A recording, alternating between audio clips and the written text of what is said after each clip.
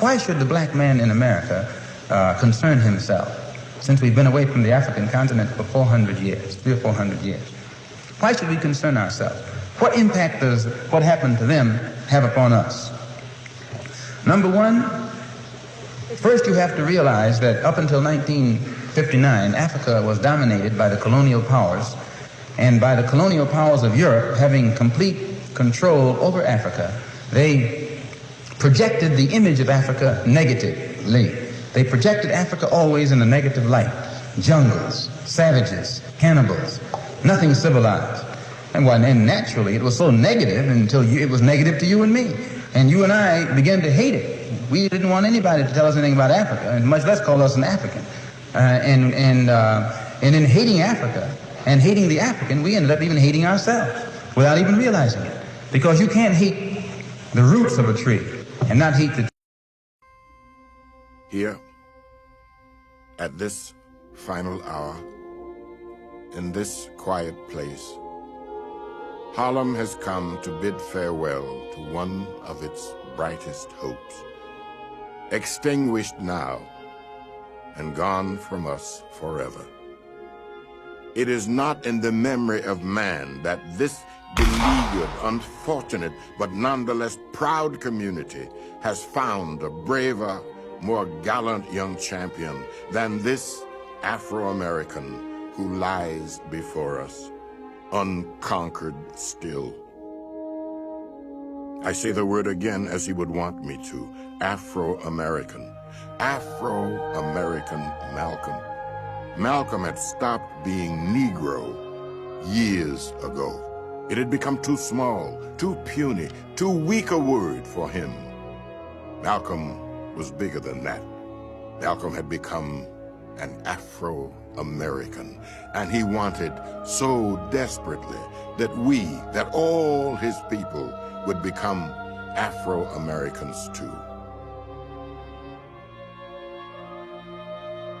There are those who still consider it their duty as friends of the Negro people to tell us to revile him, to flee even from the presence of his memory, to save ourselves by writing him out of the history of our turbulent times.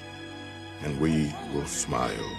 They will say that he is of hate, a fanatic, a racist, who can only bring evil to the cause for which you struggle. And we will answer and say unto them, did you ever talk to Brother Malcolm? Did you ever touch him or have him smile at you?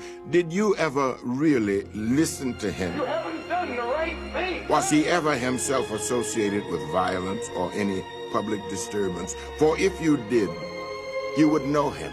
And if you knew him, you would know why we must honor him. Malcolm was our manhood, our living black manhood. This was his meaning to his people, and in honoring him, we honor the best in ourselves. However much we may have differed with him, or with each other about him and his value as a man, let his going from us serve only to bring us together now.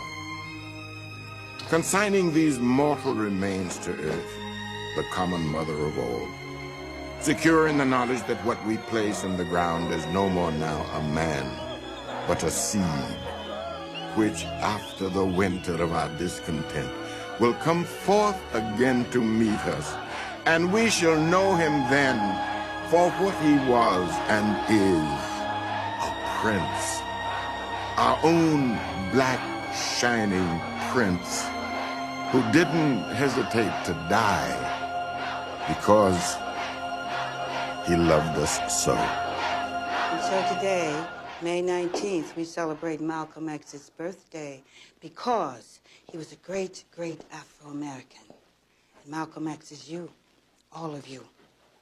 And you are Malcolm X.